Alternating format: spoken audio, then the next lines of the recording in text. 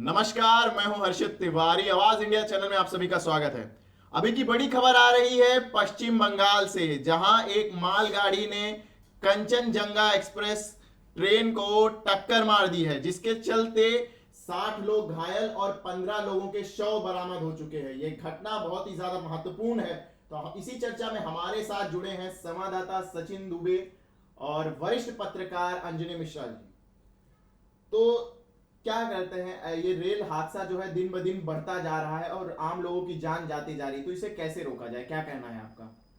देखिए, देखा जाए तो पिछले कुछ दशकों में, जैसे पिछले दशक में जैसे 1960 और 70 का मामला अगर उठाया जाए तो 14,000 15,000 जो केसेस होते थे वो पहले होते थे। अभी पिछले वित्तीय वर्ष 2022 की बात करें तो मात्र 34 केसेस आए हैं। तो टेक्निकल टीम जो है वो बहुत अपग्रेड हो चुका है और कई कंट्रोल आ गए हैं। परंतु ये जो फॉल्ट हुआ है इसमें टेक्निकल फॉल्ट नहीं है। देखा जाए तो लोको पायलट का जो फॉल्ट है, उसको सिग्नल बराबर बराबर मिला, परंतु उसने सिग्नल पे ध्यान नहीं दिया और खड़ी ट्रेन पे उसने टक्कर मारा। अगर पहले से देखा जाए, पहले के दशकों में और अब के दशक में बहुत जो है कई अपग्रेडेशन आ चुकी हैं। और अभी के जो मंत्रालय हैं, अश्विनी वैष्णव जी जिन्होंने कार्यभार संभाला है, वो बड़े ही मतलब इसके पहले भी उन्होंने कार्यभार संभाला था।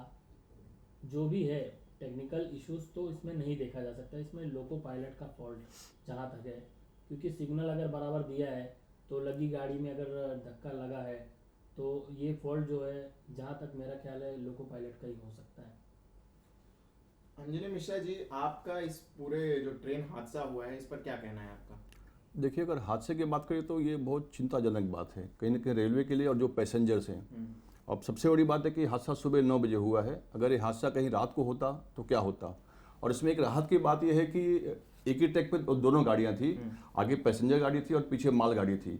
और आमतौर पे जो माल गाड़ी की स्पीड होती है वो कम होती है, और वो स्पीड कम होने की वजह से इसमें जो 3 डब्बे हैं उन पर असर हुआ है। और कहीं अगर ये पैसेंजर ट्रेन रही होती तो आप अंदाजा लगा सकते कि क्या होता। अब इसमें जो 2 डब्बे हैं वो जो उसका इंजन है उसके ऊपर चढ़ गए हैं, और 2 डब्बे इसमें ज़्यादा क्षतिग्रस्त हुए हैं और एक डब्बा तो कम हुआ है। लेकिन अभी भी जो है, अगर हम हादसे की बात करें तो अभी तक इसमें ये तय नहीं हो पाया कि गलती किसकी है, क्योंकि ये इसमें बताया जा रहा है कि अगर एक ही ट्रैक पे 2 गाड़ी आई तो कैसे आई हो, उसके लिए कौन जिम्मेदार है और हादसे की वजह क्या है। अगर जो पैसेंजर गाड़ी है उसे क्यों सिग्नल दिया गया रुकने के लिए, और जो पीछे जो माल गाड़ी है उसे क्यों सिग्नल दिया गया चलने के लिए, क्या दोनों में कोऑर्डिनेशन नहीं था, या ये इसकी गलती, आखिर ये किसकी गलती है। अब इसे षड्यंत्र कहें या हादसा, क्योंकि इसके पहले भी देखिए जो रेल हादसा हुआ था उसमें षड्यंत्र की बात सामने आई थी और मोदी जी ने खुद संसद में इसके ऊपर बयान दिया था और इसकी इंक्वायरी की गई थी, जिसमें कहीं ना कहीं लापरवाही और षड्यंत्र की बात सामने आई थी। तो ये भी देखना जरूरी है कि अब ये इसमें किसी गलती है, या ये इसमें मानवीय भूल है, या इसमें सिग्नल की गलती है, या रेलवे की गलती है, या इसके पीछे कोई षड्यंत्र है, ये जांच के बाद ही पता चल पाएगा। लेकिन अब इन सब के बारे में अगर देखा जाए तो इसमें जो रेलवे यात्री हैं कहीं ना कहीं उनकी मौत हो रही है, लोग घायल हो रहे हैं, उनके लिए चिंता का विषय है। और ये हादसे जो है, ठीक है आपकी बात सही है कि पहले के मुकाबले ये हादसे कम हुए हैं, क्योंकि जब से अश्विनी वैष्णव जी हुए रेल मंत्री हुए हैं तो काफ़ी पढ़े लिखे हैं, काफ़ी उनको अनुभव है और काफ़ी ईमानदार हैं और काफ़ी एक्सपर्ट हैं वो। और वो हमेशा रेलवे के जो अधिकारी हैं उनके साथ मीटिंग लेते हैं और काफ़ी कदम उठाए जा रहे हैं। अब जो पुरानी पटरियाँ थी उनको हटाया गया, नई पटरियों पे युद्ध स्तर पे काम चल रहा है और उसकी सेफ्टी के लिए भी कई उपाय किए गए हैं। तो अब इतना बड़ा देश है और सबसे बड़ी हमारी जो रेलवे की जो ये है काफ़ी लंबी है, तो थोड़ा समय लगेगा उसको सुधरने में, लेकिन उस पर काम चल रहा है। लेकिन जो बीच बीच में हादसे हो रहे हैं कहीं ना कहीं चिंता का विषय है और इस पर सरकार को कुछ सोचना चाहिए और इस पर कुछ आत्ममंथन जरूरी है। आशंका ये लगाई जा रही है कि जो मालगाड़ी के ड्राइवर ने थे उसने सिग्नल को अनदेखा किया। तो क्या आप इसमें चूक जो है मालगाड़ी के ड्राइवर की मानते हैं, क्योंकि पूरी घटना, क्योंकि ठोकर उन्होंने मारी तो जिसकी वजह से 3 डब्बे क्षतिग्रस्त हो गए, तो इसका असली जिम्मेदार कौन लगता है आपको? अब देखिए, अगर हम ट्रेन के जो ड्राइवर की बात करें तो उन्हें जो रेलवे से सिग्नल मिलेगा वो उस पर काम करेंगे। वो कोई भी काम अपने मन से नहीं करते हैं। उन्हें जो सिग्नल मिलेगा और जो वहाँ से उन्हें दिशा निर्देश मिलेगा वो उसी पे काम करते हैं। अब जो उसका जो ड्राइवर है उसे सिग्नल मिला होगा, सिग्नल मिलने के बाद उसने गाड़ी चलाई होगी, लेकिन सबसे बड़ी बात है उसे ये जानकारी कैसे नहीं मिल पाए कि आगे पैसेंजर ट्रेन खड़ी है और यहाँ पे ट्रेन चालू हो रही है, और पैसेंजर जो ट्रेन है उसके जो चालक को जानकारी कैसे नहीं दी गई कि पीछे जो है मालगाड़ी वो आने वाली है। और सबसे बड़ी जो चिंता की बात है कि आखिर वो जो पैसेंजर ट्रेन है उसको वहाँ पे क्यों रोका गया, किसके निर्देश पर रोका गया, किसकी गलती है, किसका फॉल्ट है, ये जांच का विषय है। तो अब इसमें ये जांच के बाद मालूम पड़ेगा कि गलती किसकी है, किसका फॉल्ट है। ये सिग्नल की गलती से हुआ है कि रेलवे की किसी जो अधिकारी है उसकी गलती से हुआ है। लेकिन अब इसका जो खामियाजा है कहीं ना कहीं जो रेलवे विभाग को हुआ है, इसमें जान माल की हानि हो रही है। और इसमें जो है अब NDRF की टीम जो है वहाँ मौके पर पहुँची है, बचाव का काम जारी है और उन लोगों को अस्पताल में भर्ती किया गया है। और मेरी जानकारी के अनुसार PMA ने जो है 2-2 लाख रुपया जो लोग इसमें मरे हैं और घायल हुए हैं उनके लिए उन्होंने राहत की घोषणा तो की है। लेकिन अब जिनकी मौत हो गई है और जो लोग घायल हुए हैं, अब उनकी जो दर्द और तकलीफ है उसको मुआवजे से तो नहीं भर सकते हैं, लेकिन अब उनको जख्मों पे मरहम लगाने के लिए ठीक है घोषणाएं की जाती हैं। लेकिन इस पर सरकार को कुछ विचार करना होगा और युद्ध स्तर पे इस पर काम करके पहले तो जो घायल हुए हैं, जो मरे हैं, और जो राहत और बचाव काम जारी है उसको तेज़ी से करके और इसको निपटाएं। और उसके बाद इसमें फिर अब जांच के बाद ही मालूम पड़ जाएगा कि असली वजह क्या है। बता दें कि कंचनजंगा एक्सप्रेस जो है एक डेली ट्रेन है जो पूर्वोत्तर शहर सिलचर और अगरतला से जोड़ती है। तो एक डेली ट्रेन है, तो अब पब्लिक जो वहाँ के लोकल पब्लिक है उनके मन में एक डर सा नहीं हो जाएगा कि हमारी जान को भी खतरा है, और इसमें कहीं ना कहीं जो पैसेंजर है उस ट्रेन का, तो उसमें कहीं इजाफा देखने को मिल सकता है या कुछ घाटा क्या कहना है आपका? जी, घाटा तो जरूर है। अब देखिए जो अपने काम के लिए, जो अपने स्कूल रोजमर्रा करने के लिए या कॉलेज जाने के लिए जो ट्रेन यूज करता है उसके लिए तो एक डर पैदा हो जाएगा। वो ये सोचेगा कि मैं रेल के बजाय जो अपनी मीन्स ऑफ ट्रांसपोर्ट होती है जैसे गाड़ी, उससे ट्रेवल करूं ताकि कम से कम मेरी जान तो बची रहे। अब इसमें ये सवाल उठता है कि जो रेल मंत्रालय है वो कितने उस स्तर पर काम करेगा, कितनी जल्दी वहाँ के, अब जैसे कि वहाँ की पटरियाँ उतर गई हैं, कुछ डिब्बे जो है वो अलग थलग हुए हैं, कुछ डिब्बे इधर उधर पड़े हैं, तो उस पर अब थोड़ा तो समय लगेगा। वहाँ के यात्रियों को भी अब तो ज़्यादा सोचना पड़ेगा उनको कि क्या हम जो है रेल से यात्रा करें या ना करें। ये उनके मन में हमेशा बैठा रहेगा ये डर। अब देखिए, अगर जो यात्री हैं उनके खौफ की बात करें, तब जो भारत के जो नागरिक हैं और जो यात्री हैं अब वो पूरी तरह से अभ्यस्त हो चुके हैं। ऐसी घटनाएं वो हमेशा देखते हैं, रोज़ देखते हैं, और हर 2-3 महीने में कोई ना कोई घटना सामने आती है। अब अगर हम रेलवे की बात करें तो जो हमारी रेलवे है एक तरह से हमारे भारत की लाइफ लाइन है। अब जो रेलवे है उसके चलते जो यहाँ पर हर एक राज्य से दूसरे राज्य में जाना, शहरों में जाना, यानी ये रेलवे जो है उसकी वजह से पूरा भारत एक दूसरे में जुड़ा हुआ है। और रेलवे जो है बिना उसके हम कोई कल्पना ही नहीं कर सकते कहीं आने जाने के बारे में। अब चाहे हादसा हो, चाहे एक्सीडेंट हो, ठीक है, लोगों में भय तो आता है, लेकिन एक बार राहत बचाव काम होने के बाद फिर जो यात्री हैं वो फिर से सब कुछ भूल जाते हैं और अपने रोज़मर्रा की ज़िंदगी में लग जाते हैं। तो अब देखना यही होगा कि रेलवे जो है उसको जो हादसा हुआ है उससे कितनी जल्दी उसको निपटाता है। और यात्री है तो यात्री नहीं रुकने वाले हैं, चाहे कितना भी बड़ा हादसा हो, कुछ भी हो। यात्रियों के पास मजबूरी भी है, या कह सकते हैं कि उन्हें तो निकलना हो क्योंकि उनके पास कामकाज है, वो उन्हें जगह जगह जाना है, और सबसे सस्ता साधन देखा जाए तो रेलवे ही है। तो रेलवे का उन्हें इस्तेमाल करना ही होगा। और ठीक है, अब जो हो गया वो हो गया। अब इसके बाद जो यात्री हैं वो इससे उभरेंगे और फिर से सब कुछ भूल के आगे बढ़ेंगे। तो जैसे बता दें कंचनजंगा एक्सप्रेस, ये मशहूर जगह दार्जिलिंग, वहाँ के चाय बागान, उसको देखने के लिए पब्लिक ज़्यादा प्रेफर करती है।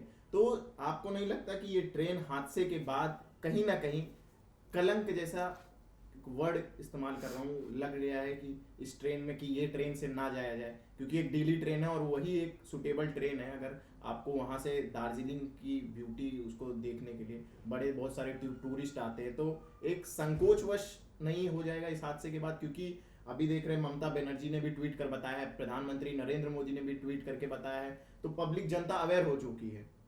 तो क्या लगता है आपको? अब देखिए, जहाँ तक नेताओं की बात करें तो ममता जी मुख्यमंत्री हैं और प्रधानमंत्री मोदी जी हैं, तो उन्हें तो घटना होने के बाद जो संवेदना है उन्हें प्रकट करनी पड़ेगी। और एक तरह से उन्हें जो है, जो यात्री जो मरे हैं, घायल हुए हैं, जो उनके परिवारजन हैं और जो दूसरे लोग हैं, कहीं ना कहीं उसमें हिम्मत बढ़ाने के लिए जो प्रधानमंत्री हैं और जो मुख्यमंत्री ममता बनर्जी हैं वो तो आगे आई हैं।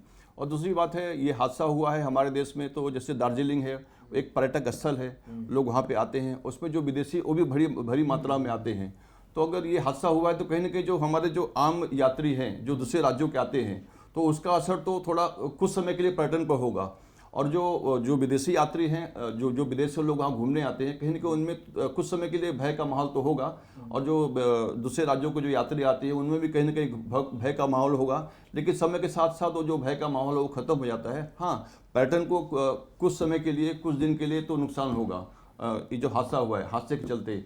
लेकिन अब जहाँ दौड़ बचाव का काम जारी है, इसके बाद कहीं ना कहीं धीरे धीरे जब ये सब निपट जाएगा तो जो अगर बात करें जो यात्री हैं और जो पर्यटक हैं वो धीरे धीरे फिर आना शुरू करेंगे। उसके बाद बता दें कि एनडीआरएफ और एसडीआरएफ की टीम लगातार वहां पे काम कर रही है बचाव के लिए, जितने भी हादसे हुए उसको सुलझा रही है। तो ऐसे में बात ये निकल कर सामने आती है कि क्या ऐसे दुर्घटना जो होती है उनको कैसे रोका जा सके, क्या लगता है आपको?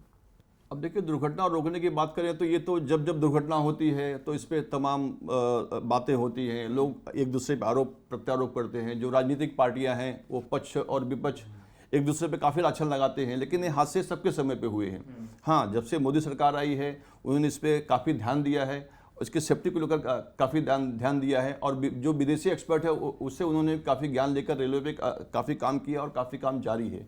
और रोक लगाने की बात करें तो अब इतनी बड़ी हमारी रेलवे है तो कहीं ना कहीं तो ये हादसा होगा। और कभी कभी जो हादसा है लापरवाही की बात करें उससे भी होता है। और दूसरी बात है जैसे मौसम है, कभी कभी मौसम के चलते भी हादसा होता है।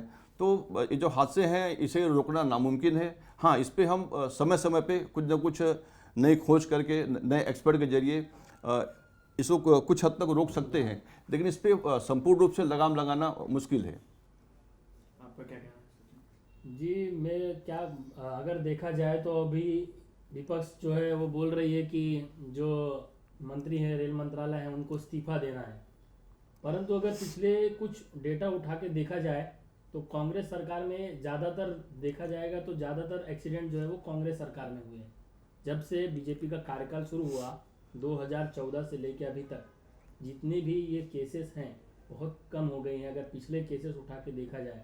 परंतु उनका कहना है कि रेलवे मंत्री जो है वो अब इस्तीफा दे दें। ऐसे जो भी है ठीक है, मामला हुआ है, लेकिन सीधा सीधा इस्तीफा, अगर इतने बड़े पद पे उसको बिठाया गया है, वो मंत्री हैं, इतने बड़े पद पे उनको अगर बैठा गया है तो उनके अंदर कुछ तो काबिलियत होगी। किसी की काबिलियत को इतना जल्दी नहीं देखा जा सकता है। अगर बोल रहे हैं कि आप इस्तीफा दे दो तो ये गलत है। देखिए, अगर अब जैसे हादसे की बात करें तो अब देश में एक नया पैटर्न शुरू हो गया है। पहले जब हादसे होते थे तो जो रेल मंत्री थे वो इस्तीफा देते थे और जो विपक्ष है वो भी उसमें सहयोग करता था, उसमें कोई राजनीति नहीं होती थी। लेकिन अब 2014 के बाद देखा जा रहा है एक अलग सा यहाँ पे पैटर्न शुरू हो गया है। जब कोई हादसे होते हैं तो जो विपक्ष है वो साथ देने की बजाय, संवेदना जताने की बजाय वो उस पर राजनीति उतर आते हैं। और इन हादसों में जो राजनीतिक जो पार्टियां कर रही हैं, जो नेता राजनीति कर रहे हैं, कहीं ना कहीं ये दुर्भाग्यपूर्ण है और ये नहीं होना चाहिए। ठीक है, ये हादसा है, ये हादसा कभी भी बोल के नहीं होता, कोई ना कोई वजह होती है। और अब इतनी बड़ी रेलवे है तो ये हादसा को रोक पाना मुश्किल है। अब उसमें कम से कम विपक्ष और पक्ष सभी को मिलकर लोगों को सांत्वना देना चाहिए, लोगों को हिम्मत बढ़ानी चाहिए। और जो परिजन मरे हैं, जिनके परिजन मरे हैं, जो घायल हुए हैं, और उसके साथ लोग मिलें और उन्हें जो है सांत्वना दें और उनका जो दर्द है, दुख है, उसको बांटने की कोशिश करें। और जितना हो सकता है जो राज्य सरकार है और जो केंद्र सरकार है उनके लिए क्या कर सकते हैं, क्या राहत दे सकते हैं और कितनी मदद कर सकते हैं, इस पर ध्यान देना चाहिए। और अब जो कांग्रेस और की बात करें तो जो विपक्षी पार्टियां हैं, आजकल रेलवे में जो हादसे होते हैं उसको लेकर कहीं ना कहीं जो सत्ता पे आसीन जो पार्टी है बीजेपी और उसके सहयोगी दल, उस पर एक मतलब निशाना साधना उनकी एक तरह से आदत हो गई है, उस पर राजनीति करना उनकी आदत सी हो गई है। और ये जो पैटर्न चल रहा है ये कहीं देश के लिए ठीक नहीं है और हमारे जो रेलवे है उसके लिए कहीं ना कहीं ये ठीक नहीं है और ये बहुत दुर्भाग्यपूर्ण स्थिति है। बता दें आपको कि कोई जो भारतीय रेलवे है वो एक साइकिल की तरह है और अगर कहीं भी कोई भी हादसा होता है वो साइकिल बीच में ब्रेक हो जाती है। तो ब्रेक हो जाती है तो जिसके वजह से बताया जा रहा है कि बहुत सारी ट्रेनें प्रभावित की गई हैं। तो आम आदमियों को, आम जनता को कितनी त्रासदी इससे होगी, समय का नुकसान होगा और क्या क्या नुकसान हो सकते हैं? बहुत से नुकसान हो सकते हैं, जैसे कि देखा जाए जो यात्री अपना रिजर्वेशन कराए होंगे उनके ट्रेन रूट को डाइवर्ट किया गया होगा या फिर ट्रेन को रीशेड्यूल किया गया होगा, तो इससे कुछ इम्पोर्टेंट कामकाज होगा जिसका वो काम रुक जाएगा कुछ समय के लिए, क्योंकि युद्ध स्तर पर काम किया जा रहा है। वहाँ पे अश्विनी वैष्णव जो मौजूद हैं उनकी तरफ से पूरा कार्य देखा जा रहा है, क्या टेक्निकल फॉल्ट है, जितनी भी इश्यूज है उसको जल्दी रिजॉल्व करने की उनकी पूरी कोशिश है। पर लिहाजा जो है बोलते हैं कि जनता को ही हर तरह से जो है भुगतना पड़ता है, तो वही बात है कि इस बार भी जनता को ही भुगतना पड़ेगा। अगर जनता ने पैसा लगाया है अपने वेटिंग टिकट या कंफर्म टिकट उन्होंने लिया है तो उनको भुगतना तो पड़ेगा ही, क्योंकि अब रेल की बात है। और देखिए आमतौर पर अगर जब हादसा होता है तो वो जो जिस पटरी पे हादसा होता है उसके जो आसपास की पटरियां हैं वहाँ पर ट्रेन के डब्बे जाते हैं, तो और वो जो डब्बे क्षतिग्रस्त होते हैं और जो पटरियां वो भी क्षतिग्रस्त होती हैं, जिसके चलते रेलवे को भी काफ़ी नुकसान होता है और जो आम जनता है उन्हें काफ़ी दिक्कतों का सामना करना पड़ता है। क्योंकि जब ये हादसा होता है तो सारे टिकट कैंसिल होते हैं, ट्रेनें कैंसिल होती हैं, और उसके बाद जो जो यात्री हैं जिन्हें अपने गंतव्य स्थान पर जाना है और उन्हें काफ़ी दिक्कतों का सामना करना पड़ता है। और जब ट्रेनें कैंसिल होती हैं यात्रियों को तो खैर दिक्कत होती है, जिसके चलते रेलवे को भी भारी नुकसान होता है।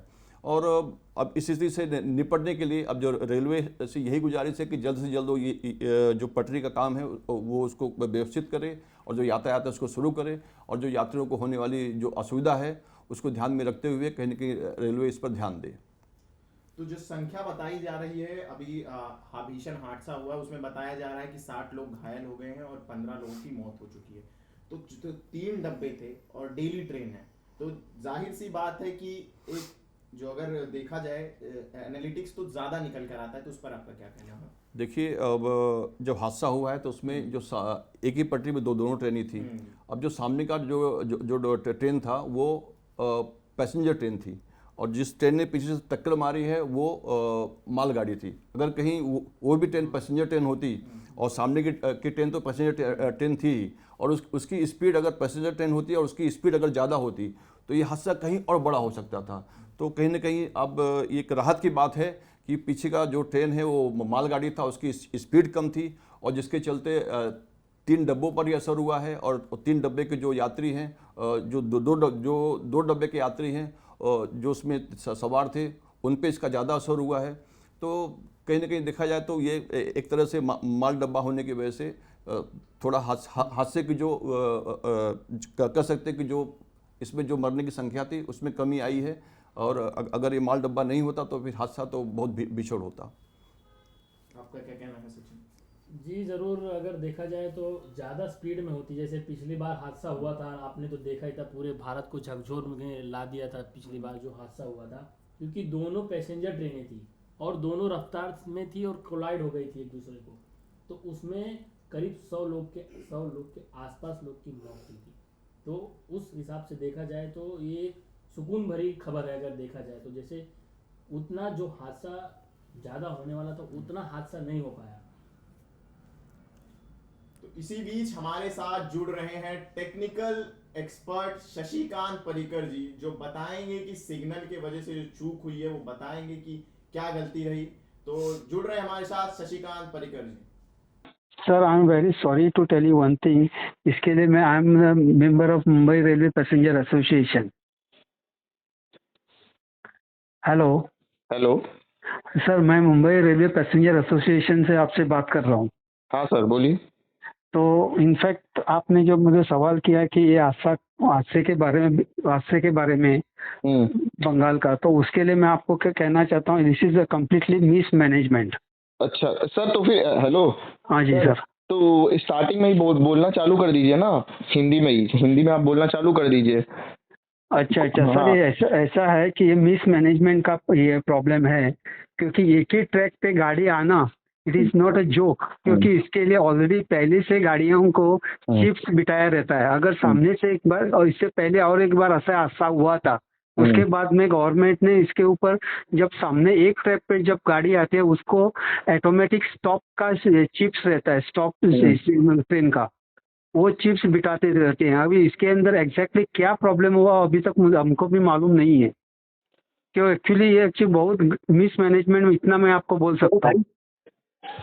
तो सर क्या लगता है आपको कि ऐसे जो हादसे होते हैं उनको कैसे रोका जा सके, कैसे कम किया जाए, क्योंकि रेल ही एक तरीका है लोगों के जीवन से का, क्या कहना चाहेंगे सर? सर मैं इतना ही कहना चाहता हूँ कि इसके ऊपर, रेल के ऊपर ये लोग सिर्फ अभी अपना गवर्नमेंट जो है, मैं गवर्नमेंट को इसके लिए नाम ले रहा हूँ क्योंकि इनका सिर्फ डेवलपमेंट के पीछे ये आप ज़्यादा कॉल है, लेकिन इनको अभी इसके ऊपर गाड़ियों के मेंटेनेंस के ऊपर बहुत कम ये मेहनत है।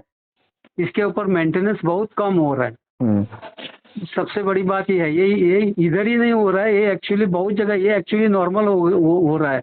ये actually this is actually very serious matter है, क्योंकि एक ट्रैक के ऊपर दोनों गाड़ियां आना, ये बोला तो सबसे बड़ी गलती है। धन्यवाद हमसे जुड़ने।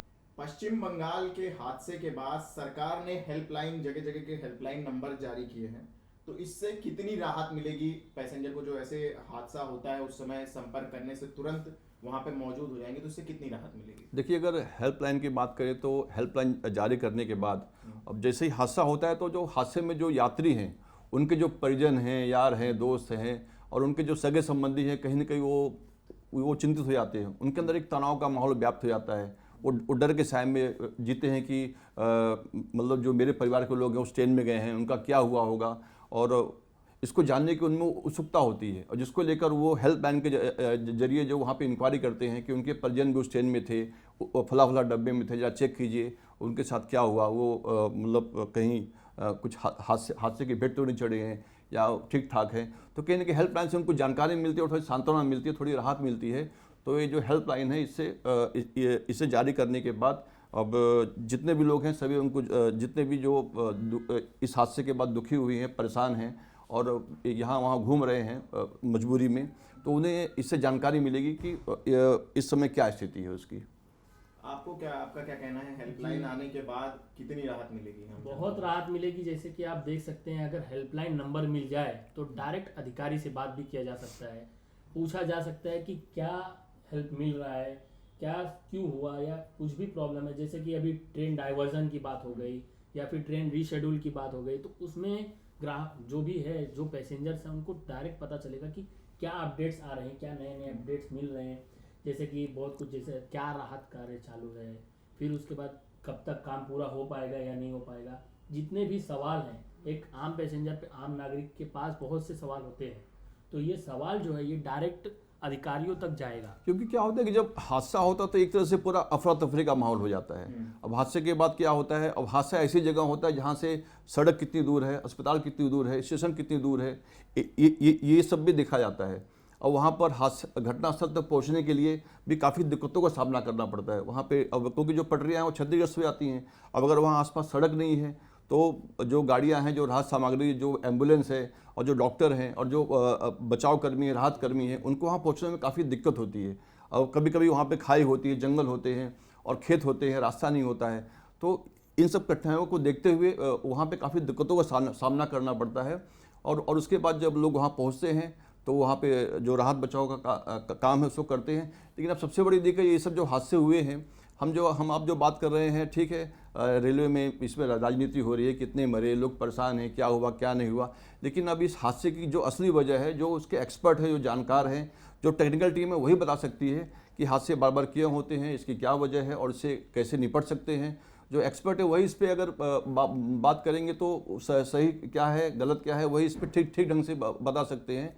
लेकिन फिलहाल लोगों को तो काफ़ी दिक्कतों का सामना करना पड़ रहा है। जिसके परिजन मरे हैं, घायल हुए हैं, कहीं ना कहीं ये उनके लिए बहुत दुख की बात है और ऐसे में हम सभी लोग उनके साथ हैं। ऐसी ही और बड़ी खबरों को जानने के लिए देखते रहिए आवाज इंडिया चैनल।